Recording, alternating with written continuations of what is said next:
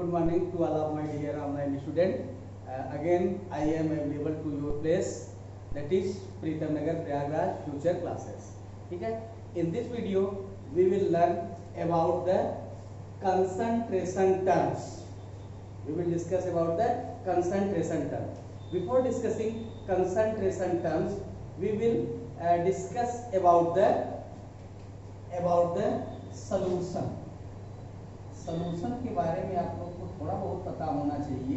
Solution में main जो components होते हैं वो क्या होता है, सॉल्यूट प्लस सॉल्वेंट। सॉल्यूट होता है और सॉल्वेंट प्रेजेंट होता है। जनरली अगर बात की जाए तो इन general way solute is in lesser amount and solvent is in excess amount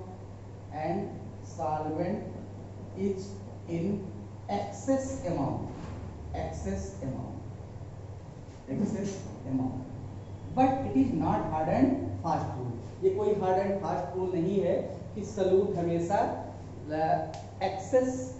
less amount में रहेगा और सॉल्वेंट एक्सेस अमाउंट में रहेगा। लेकिन जनरली हम ये कह सकते हैं कि सॉल्यूट कम क्वांटिटी में रहता है और सॉल्वेंट जो है ज्यादा क्वांटिटी में रहता है। अगर सॉल्वेंट की बात की जाए तो हम लोग को दिमाग में यही आता है कि solvent is always in water form, but it is not necessary कि सॉल्वेंट वाटर ही हो। सॉल्वेंट अल्कोहल भी हो सकता है, ईथर हो सकता है, पेट्रोल हो सकता है, बेंजीन हो सकता है and so many other liquids में भी सॉल्वेंट। तो हमारा यहाँ बताने का मतलब ये है कि सॉल्वेंट से आप ये करते ही ना समझिए कि हमेशा सॉल्यूशन को वाटर में ही बनाया जाए। सॉल्यूशन को वाटर में बनाना ये कोई जरूरी नहीं है, ठीक है। लेकिन हाँ ये है कि solute is in lesser amount and solvent is in larger amount, ये जनरल है। अगर सॉल्यूशन की कोई डेफिनेशन पूछेगा तो हम लोग क्या बताएंगे कि this one is an homogeneous mixture of two or more components in which individual components loses their identity. Means solution is nothing, solution is homogeneous mixture of two or more substance in which individual substance loses their identity and cannot be separated by simple method. For example, जैसे हम आपसे कहें आप ले लीजिए 10 gram sugar. क्या ले लीजिए बेटा, 10 ग्राम शुगर ले लीजिए और इसको मान लो 500 ml वाटर में डिजॉल्व कराएंगे। 500 ml वाटर में जब डिजॉल्व कराएंगे तो जो सॉल्यूशन बनेगा उसका वॉल्यूम कितना रहेगा, 500 ml ही रहेगा। ये नहीं कि 500 ml से ज्यादा हो जाएगा। क्यों? क्योंकि आपने 500 ml वाटर लिया, 500 ml आपने क्या लिया, वाटर लिया, इसमें 10 ग्राम शुगर को डिजॉल्व कराया। 10 ग्राम शुगर को डिजॉल्व कराया, जो शुगर के मॉलिक्यूल्स रहेंगे वाटर के बीच में जो इंटरमॉलिक्यूलर स्पेस है उसी में एसोसिएट हो जाएंगे। उसी में क्या होंगे, एसोसिएट हो जाएंगे और आपको सॉल्यूशन मिल जाएगा, ठीक है। तो अब आपसे कहा जाए आफ्टर मेकिंग द सॉल्यूशन कि सेपरेट द 10 ग्राम शुगर को अलग करिए, तो हम लोग सिंपल मेथड से उसको अलग नहीं कर सकते हैं। कुल मिला के शुगर के मॉलिक्यूल अपनी आइडेंटिटी को लूज कर चुके हैं, ठीक है। तो इस तरह से सॉल्यूशन की डेफिनेशन हम लोग की क्लियर हो गई कि this one is nothing, it is homogeneous mixture of solute and solvent in which individual component loses their identity and cannot be separated by simple method. अच्छा, अब आप ये समझिए कि सॉल्यूशन की जब भी आपसे बात की जाती है, 9th 10th में भी आपको बताया गया होगा थोड़ा बहुत सॉल्यूशन, उसमें ये बताया गया होगा कि सॉल्यूशन में एक सॉल्यूट होता है, एक सॉल्वेंट रहता है, but it is not necessary कि किसी सॉल्यूशन में एक ही सॉल्यूट या एक सॉल्वेंट हो। जैसे all of you must have drink shikanji. आप लोगों ने शिकंजी पिया होगा, तो शिकंजी में क्या क्या रहता है बेटा, नमक रहता है, चीनी रहता है, नींबू भी रहता है, थोड़ा बहुत वाटर भी रहता है, तो कई चीजें उसमें मिक्स रहती हैं। अब मिक्स हो करके वो एक होमोजेनियस मिक्सचर बना ली। तो अब वो शिकंजी भी क्या है, एक सॉल्यूशन है। Shikanji is nothing, it is a solution. ठीक है, तो उसमें तो एक से ज्यादा सॉल्यूट प्रेजेंट हैं। ठीक है, तो हमारे कहने का मतलब ये है कि सॉल्यूट की क्वांटिटी मोर देन 1 हो सकती है, मोर देन 1 हो सकती है। तो फिलहाल सॉल्यूशन की जो डिटेल स्टडी है वो तो हम लोग क्लास 12 में करेंगे, लेकिन यहाँ पे जो सॉल्यूशन के बारे में हम लोग पढ़ेंगे सिर्फ उसके कंसंट्रेशन टर्म्स की बात करेंगे। किसकी बात करेंगे बच्चों, कंसंट्रेशन टर्म्स। तो कंसंट्रेशन टर्म्स होता क्या है, कंसंट्रेशन टर्म होता क्या है, इसको हम लोग समझते हैं कि कंसंट्रेशन टर्म है क्या। जैसे सपोज करो 2 सॉल्यूशन मैं बना रहा हूँ, आपको मैं लैब में ले गया, केमिस्ट्री लैब में, वहाँ 2 बीकर आपको दे दिया, 2 बीकर दे दिया। दोनों बीकर में, एक बीकर में कुछ ये हुआ 250 ml हमने वाटर लिया, 250 ml हमने लिया क्या, वाटर, और यहाँ भी बच्चों हमने 250 ml ही वाटर लिया। ठीक है, 250 ml वाटर ही लिया। एक में मैंने 10 ग्राम शुगर डाला और दूसरे में क्या किया, 20 ग्राम शुगर डाला, 20 ग्राम शुगर ऐड। हमसे कोई पूछे कि which solution is more concentrated, which solution is more concentrated, 10 gram sugar dissolve in 250 ml of water, इसमें क्या है 20 ग्राम of sugar dissolve in 250 ml of water. This is solution first and this is solution second. Means in other word we can say that solution second is more concentrated than solution first. Means concentration is nothing, it is expressed in terms of solute with respect to solution. मतलब कि कितना amount, solute का कितना amount कितने solution में dissolve है, यही क्या है कंसंट्रेशन। इसी को हम क्या बोलते हैं, कंसंट्रेशन बोलते हैं। जैसे अगर हम इसकी डेफिनेशन कोई पूछता है कंसंट्रेशन की, तो आप क्या बताओगे, what is definition of concentration. Concentration it is defined as, लिखेंगे ऐसे, it is defined as amount of solute, it is defined as amount of solute, या ऐसे कर लीजिएगा it is expressed, ऐसे कर लीजिएगा it is expressed in terms of solute, in terms of solute with respect to solute, with respect to solution, with respect to solution. It is expressed in terms of solute with respect to solution. अब देखिएगा, it is expressed in terms of solute with respect to solution, or in other words that is amount of solute dissolve, amount of solute dissolve in given solution, मतलब कि solute का कितना amount given solution में dissolve है, यही क्या है आपका कंसंट्रेशन। मींस मैथमेटिकली कंसंट्रेशन, अगर मैथमेटिकली बात की जाए, mathematically concentration is equal to, concentration equal to क्या, अमाउंट और वॉल्यूम। मतलब सॉल्यूट ये जरूरी नहीं है कि हमेशा सॉलिड में ही हो, सॉल्यूट लिक्विड में भी हो सकता है। जैसे 50 ml एथेनॉल, 1 लीटर वाटर, तो अब इसमें एथेनॉल भी लिक्विड है, वाटर भी लिक्विड है, तो सॉल्यूट और सॉल्वेंट दोनों क्या हो गए, लिक्विड हो गए। तो हमारे बताने का मतलब ये है कि it is not necessary that solute is always in solid form, solute में बी इन सॉलिड और इन लिक्विड फॉर्म आल्सो। ठीक है, तो concentration will be equal to amount और volume of solute upon amount और वॉल्यूम ऑफ सॉल्यूशन, अमाउंट और volume of solution. ठीक है। तो मतलब ये अमाउंट तब होगा जब वो सॉलिड फॉर्म में रहेगा, तब तो आप उसका अमाउंट इन ग्राम लेंगे, और वॉल्यूम तब लेंगे जब वो सॉल्यूट किसमें होगा, लिक्विड में रहेगा। In the same way solution. तो मतलब कहने का न्यूमरेटर में क्या रहता है, हमेशा सॉल्यूट रहेगा, और डिनोमिनेटर में क्या रहेगा, सॉल्यूशन रहेगा इन द कंसंट्रेशन टर्म्स। तो इसको जरूर ध्यान रखिएगा कि कंसंट्रेशन टर्म्स होता क्या है। जैसे कोई कह रहा है 50% एथेनॉल सॉल्यूशन, 50% या ऐसे कर लीजिए 20% एथेनॉल सॉल्यूशन, 20% एथेनॉल सॉल्यूशन। इससे आप क्या समझ रहे हैं, 20% एथेनॉल सॉल्यूशन से आप क्या समझ रहे हैं, मतलब अगर 100 ml पूरा सॉल्यूशन का है तो उसमें 20 ml क्या होगा, एथेनॉल होगा, बाकी का 80 ml क्या होगा, water. Means 20 ml ethanol, 20 ml ethanol मतलब C2H5OH एंड 80 ml वाटर। अब इस सॉल्यूशन में कोई हमसे पूछेगा कि कौन सॉल्यूट है कौन सॉल्वेंट है, तो आप क्या बताओगे बेटा, सॉल्यूट हो गया एथेनॉल और सॉल्वेंट हो गया वाटर।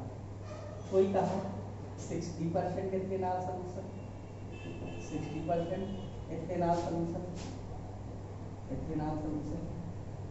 उस कंडीशन में क्या है बेटा कि अगर 100 ml सॉल्यूशन का है तो उसमें 60 ml ethanol, 60 ml ethanol, 60 ml ethanol और 40 ml water, 60 ml ethanol and 40 ml water,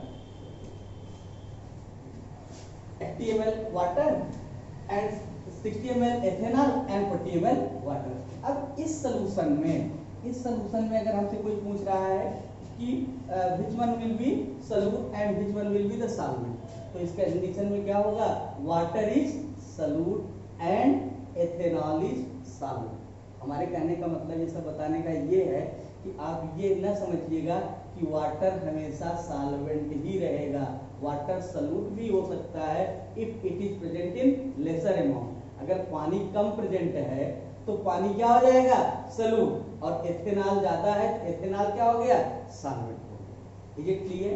अब आपके दिमाग में एक बात और आ जानी चाहिए कि सर अगर 50% एथेनॉल है तो 50% एथेनॉल है तो क्या होगा, 50% एथेनॉल होगा, उस कंडीशन में क्या होगा बच्चों, अगर 100 ml सॉल्यूशन का है तो उसका मतलब बच्चों 50 ml C2H5OH और 50 ml क्या, वाटर। इस कंडीशन में क्या होगा, कौन सा सॉल्यूट होगा कौन सा सॉल्वेंट होगा। ऐसे सिचुएशन में बच्चों आप किसी को भी सॉल्यूट ले लीजिए, किसी को भी सॉल्वेंट ले लीजिए, it is depend upon you. जब दोनों की क्वांटिटी इक्वल हो गई सॉल्यूट और सॉल्वेंट की, तो अब आप किसी को भी सॉल्यूट ले लो, किसी को सॉल्वेंट ले लो, लेकिन in general way solute is present in lesser amount. Are you clear, ठीक है। तो ये सब हम लोग ये लिए जानना चाह रहे हैं कि सॉल्वेंट कब कब क्या होगा। अगर कोई भी सॉल्वेंट नहीं दिया गया है आपकी प्रॉब्लम में तो हमें क्या समझना है, we have to understand that solvent is only water. अगर सॉल्वेंट कोई दे दिया गया है तो हम लोग उस सॉल्वेंट को कंसीडर करेंगे, नहीं दिया है तो उस सॉल्वेंट को हम लोग वाटर मानेंगे। एक्वस सॉल्यूशन दिया है, एक्वस सॉल्यूशन मतलब in aqueous solution solvent is always in water form. अगर एक्वस सॉल्यूशन है तो उसमें सॉल्वेंट हमेशा क्या रहेगा, वाटर फॉर्म में रहेगा। तो कंसंट्रेशन का मतलब हमारे समझ में थोड़ा बहुत आ गया होगा। फिर से एक बार हल्का सा रिवाइज मारते हैं। It is expressed in terms of solute with respect to solution, that is amount of solute dissolve in given solution. Concentration it is amount और वॉल्यूम ऑफ सॉल्यूट और अमाउंट और वॉल्यूम ऑफ सॉल्यूशन।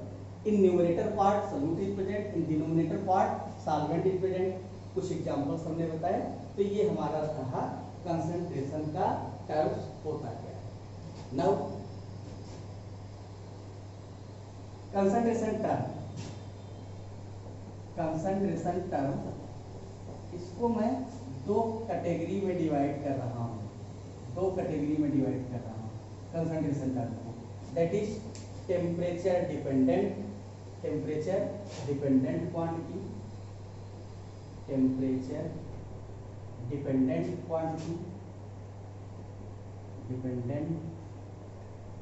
क्वांटिटी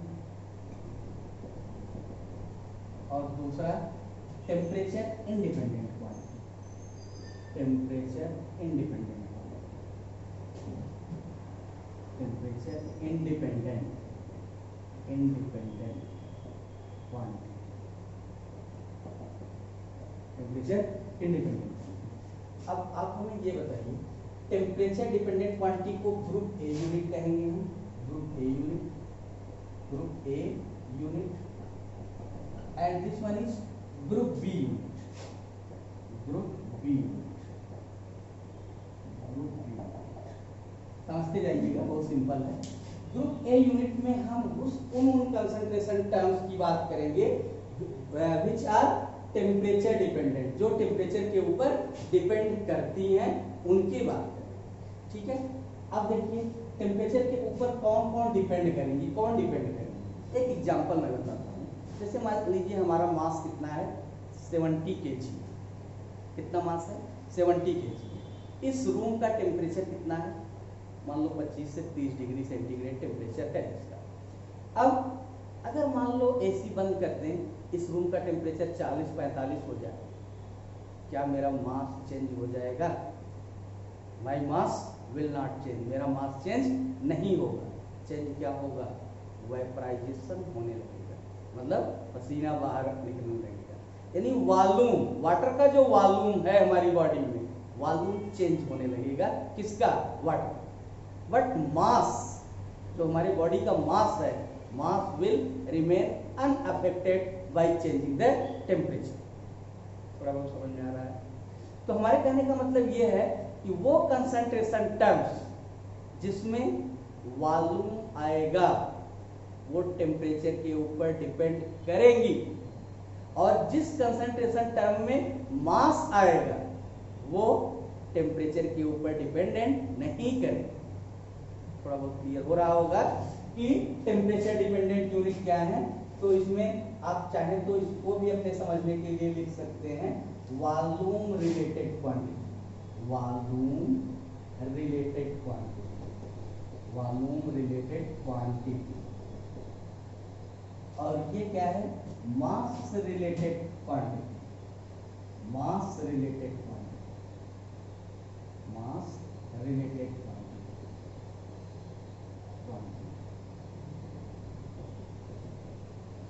मतलब कहने का क्या है कि इसमें न्यूमरेटर और डिनोमिनेटर कहीं पे भी हो सकता है वॉल्यूम आए। अगर वॉल्यूम आता है तो वो टेम्परेचर के ऊपर डिपेंड है। पहली यूनिट जो टेम्परेचर डिपेंडेंट यूनिट है वो बेटा लिखी रहती है आपके बुक वगैरह में, percentage by volume, percentage by volume. Percentage by volume का मतलब क्या है? इसको शार्ट में ऐसे भी बुक में लिखा मिलेगा, percentage B by B. Percentage B by B अगर लिखा है, इसका मतलब क्या है? इसका मतलब कुछ नहीं है, ऊपर भी वॉल्यूम नीचे भी volume, means volume of solute, volume of solute upon volume of solution, volume of solution, volume of solution into 100, volume of solute upon volume of solution into 100। This one is percentage by volume. तो ये है percentage by volume. एक unit तो ये हो गई जो कि टेम्परेचर के ऊपर डिपेंड करेगी। Second unit percentage mass by volume, percentage mass by volume, percentage mass by volume. Short में इसको क्या लिखा जाता है? Percentage W by V। Percentage W by V का मतलब क्या होता है?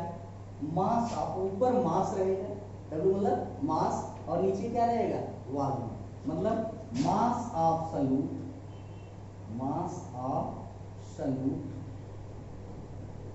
Upon volume of solution, volume of solution into 100। Mass of solute upon volume of solution into 100। This is percentage mass bye. सबके समझ में आ गया होगा। 2 यूनिट ये हो गई। थर्ड यूनिट जो टेम्परेचर डिपेंडेंट है वो मोलरिटी। ठीक है। अब मोलरिटी डिस्कस करने के पहले एक छोटा सा क्वेश्चन हम लोग कर लेते हैं, एक छोटा सा क्वेश्चन कर लेते हैं हम, ठीक है, जिससे कि क्लियर हो जाए हमारा। क्वेश्चन ये है, हाउ मेनी, क्वेश्चन लिखिएगा आप लोग लिख सकते हैं, how many ml of ethanol. Question is like this, how many ml of ethanol is added, how many ml of ethanol is added in 250 ml of water, in 250 ml of water, so that how many ml of ethanol is added in 250 ml of water, so that the solution becomes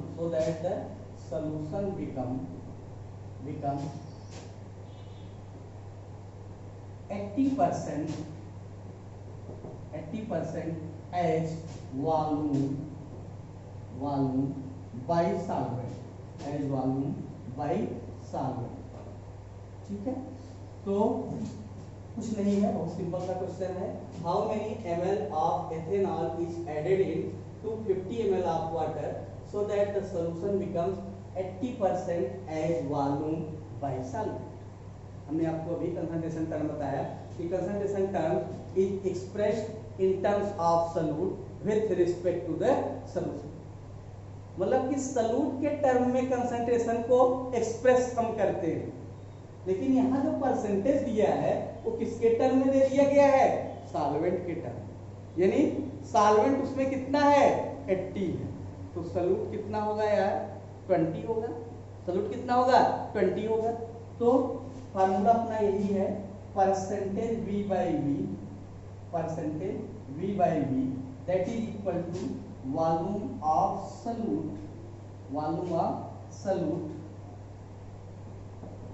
upon volume of solution. Volume of solution को एक चीज अगर मैं ये लिख दूं, volume of solute plus volume of solvent,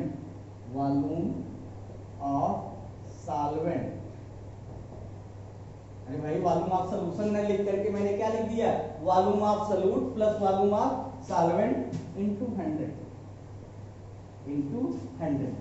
तो थोड़ा बहुत सबका क्लियर हो रहा होगा, ठीक है। Volume of solute plus volume of solvent into 100।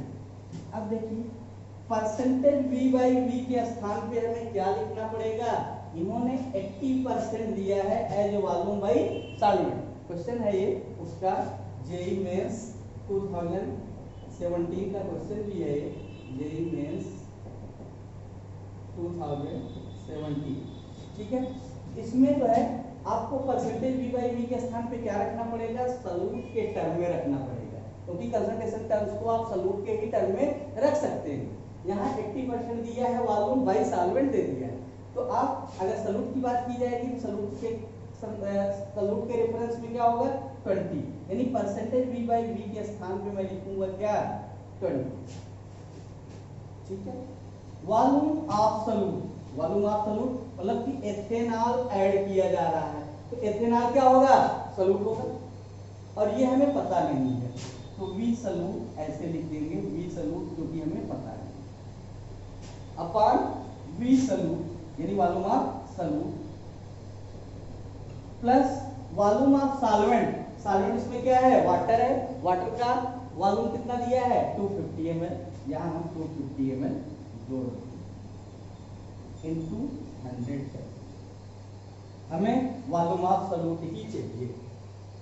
20 गया इससे कितना आया, यहाँ 5 आया, इसको इधर ला दीजिए, ये आ गया V solute plus 250 equal to 5V solute.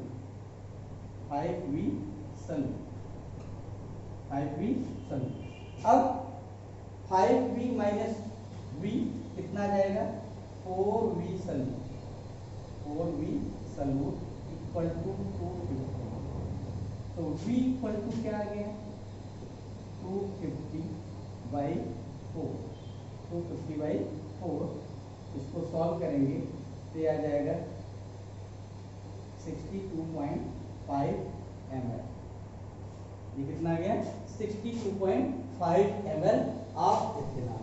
तो सॉल्यूट का वॉल्यूम यानी इथेनॉल का वॉल्यूम कितना आया 62.5। इसमें खाली टेक्निकलिटी ये थी कि जो इन्होंने सॉल्वेंट जो परसेंटेज दिया वो सॉल्वेंट के रिस्पेक्ट में दिया, और हमें जो फार्मूला है परसेंटेज V/V ये किसके रिस्पेक्ट में है सॉल्यूट। तो इसको कन्वर्ट कर लेंगे तो 80 अगर सॉल्वेंट है तो सॉल्यूट कितना होगा 20। वॉल्यूम ऑफ सॉल्यूट ये आपको पता करना है, वॉल्यूम ऑफ सॉल्यूशन नीचे होता है, volume of solution equal to volume of solute plus volume of solvent into 100। ठीक है, तो इस तरह से हम लोग जो है ऐसे क्वेश्चंस को टैकल करते हैं।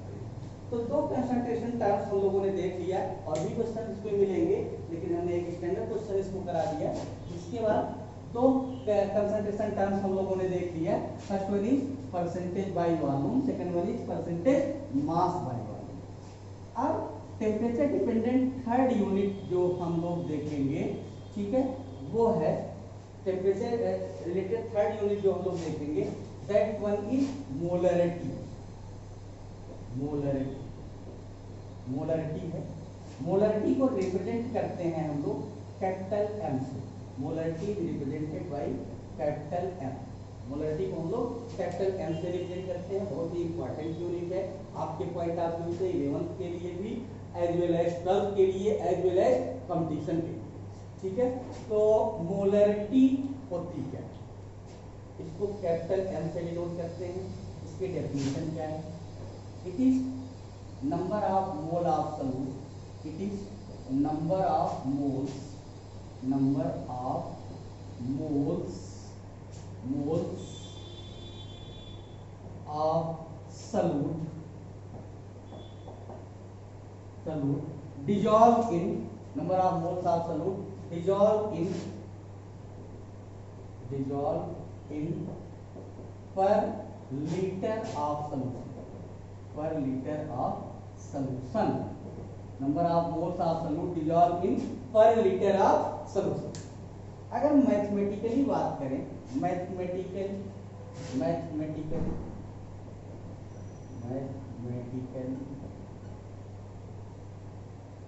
it can be expressed, it can be expressed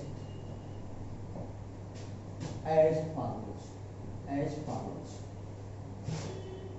as follows।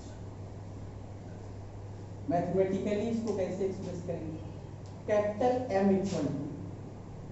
M equal to number of moles, number of moles of solute, number of moles of solute upon volume of solution, volume of solution in liter, volume of solution in liter, number of moles of solute upon volume of solution in liter।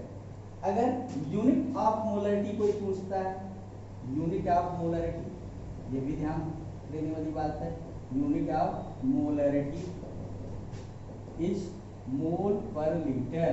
क्या होगा बेटा, मोल पर litre, या इसको express कर सकते हैं mole litre inverse, mole litre inverse. ठीक है, तो ये रहा मोलरिटी की बात।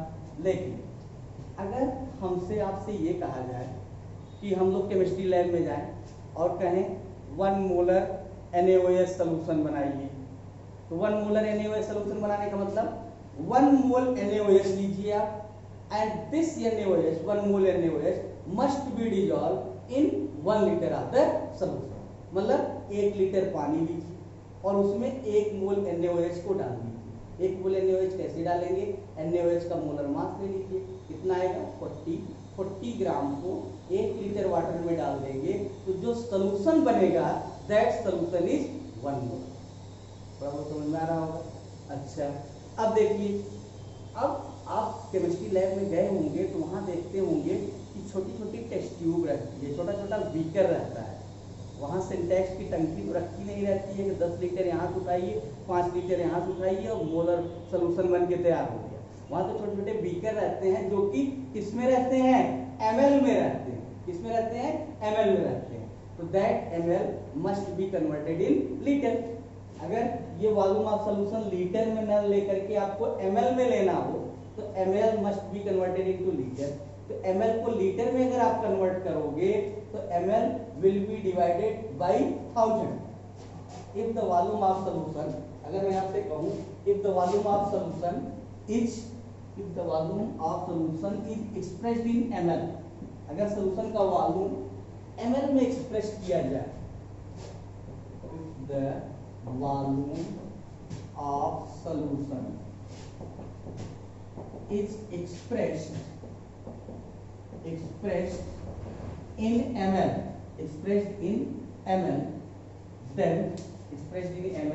then molarity m equal to moles of solute upon volume of solution in ml, volume of solution in ml, इसको 1000 से डिवाइड करेंगे, ऊपर जाएगा तो क्या हो जाएगा, multiply.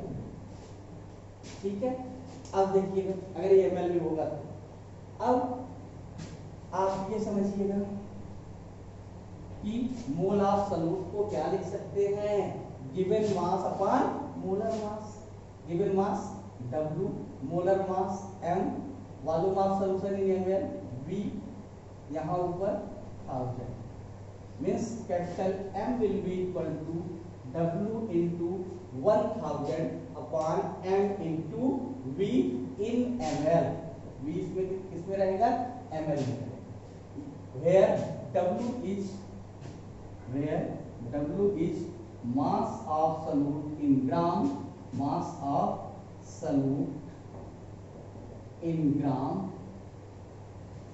W is mass of solute in gram, M is molar mass of solute, and V is volume of solution in ml, volume of solution in ml. This one is molarity. ठीक है, तो molarity इसमें volume term आ रहा है, that's why this one is temperature dependent part. ये क्या है, temperature dependent part. अब एक छोटा सा क्वेश्चन करते हैं इस पे। इफ क्वेश्चन हम लिख दे रहे हैं, if 4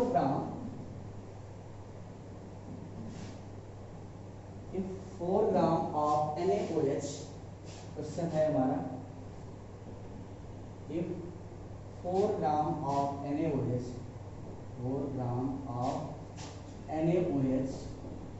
is dissolved in 250 ml of solution,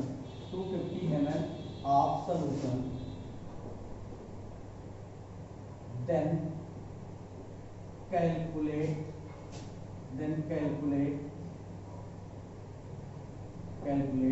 the molarity of solution. Calculate the molarity of solution.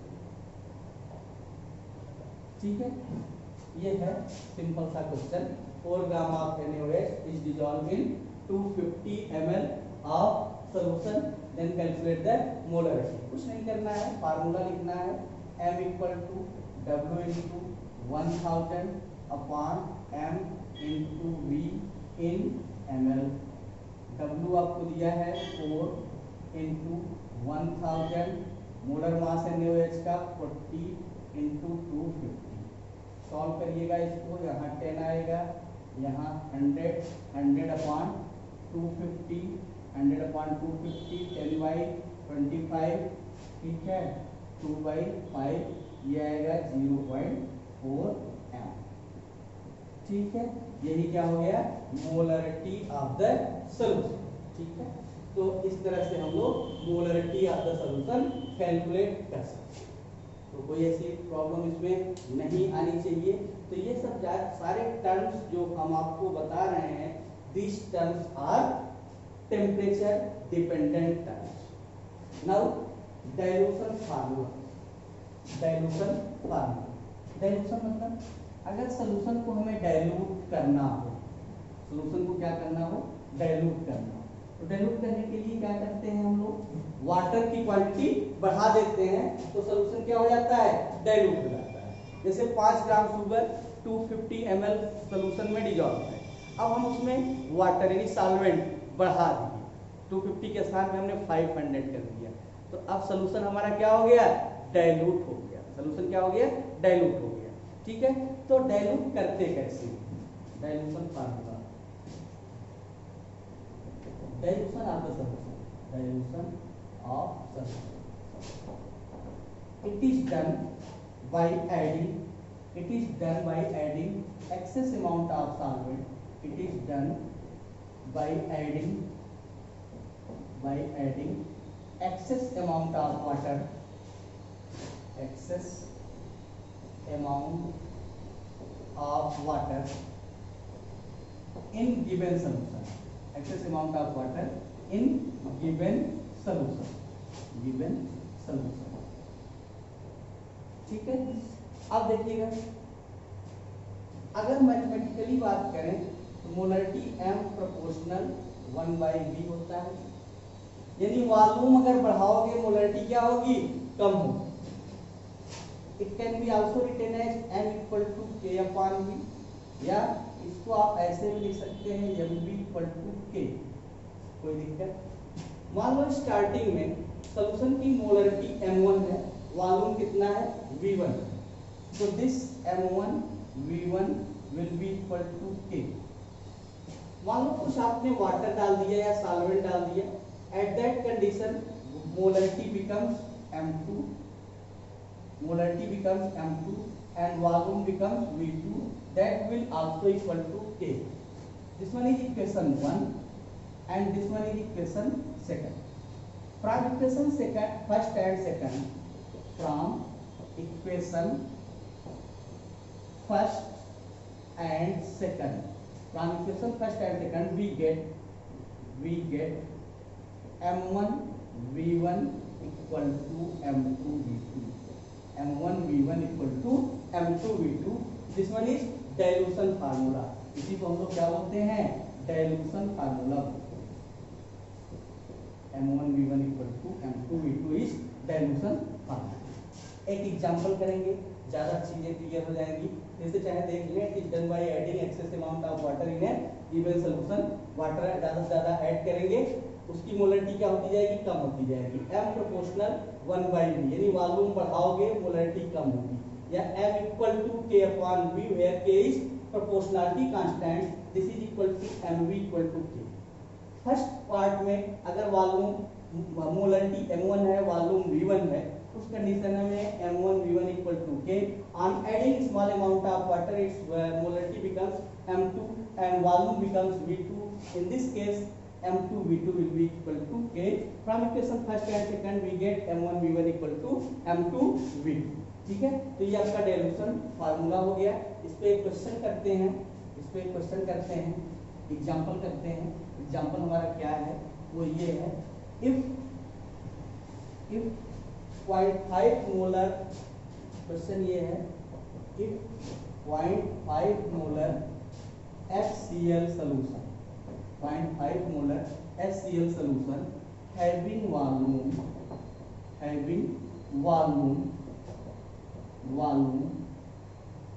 250 ml, on adding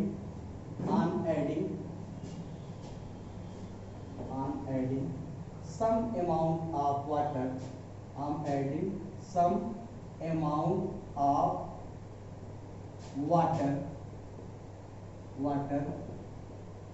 its molarity becomes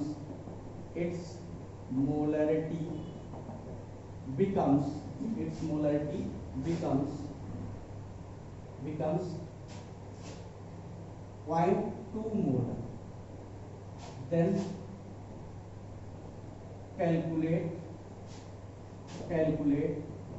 the volume of solution. Then calculate the volume of solution. Also calculate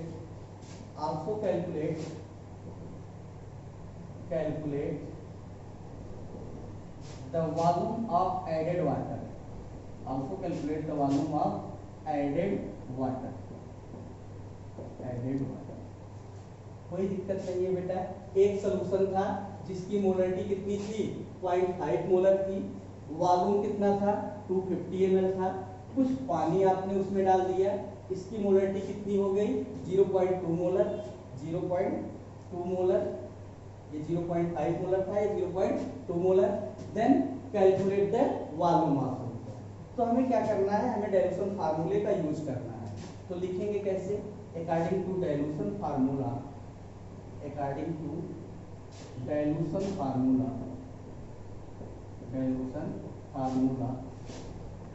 M1V1 equal to, अभी मैंने कराया है ना आपको, M1V1 equal to M2। M1 कितना है 0.5, volume कितना है 250, M2 जो है आपका है 0.2, वॉल्यूम क्या आएगा यही हमें बताना है, ठीक है। तो V2 will be equal to what 0.5 into 250 upon 0.2, point से कैंसल, ये आ गया है आपका 125। तो बच्चों ये 125 आ गया, 125 इंटू 5 करेंगे कितना आ जाएगा 625 ml, मतलब 250 ml से वॉल्यूम अब कितना हो जाएगा 625 ml हो जाएगा। यानी जब मोलरिटी 0.2 हो जाएगी, इसका मतलब अब वॉल्यूम आपका कितना हो गया है 625 ml। तो एक पार्ट का आंसर हम लोग को मिल गया, volume of solution. Volume of solution कितना हो गया 625। दूसरा आपसे ये पूछा जा रहा है also calculate the volume of added water, ठीक है। Also calculate the volume of added water, 250 तो था ही यार, अब कितना पानी आपने ऐड किया कि ये 625 हो गया। तो वॉल्यूम ऑफ एडेड वाटर के लिए बेटा क्या हुआ, volume of added water that is equal to 625 minus 250, ये कितना आएगा 5, ये आ गया 7 और ये आ गया 375 ml। 375 ml जो है 375 ml आपने ऐड किया वाटर। तो वॉल्यूम ऑफ एडेड वाटर के लिए फार्मूला क्या हो गया V2 minus V1 is volume of added water, ठीक है। तो ऐसे क्वेश्चन को हम लोग इस तरह से टैकल कर सकते हैं।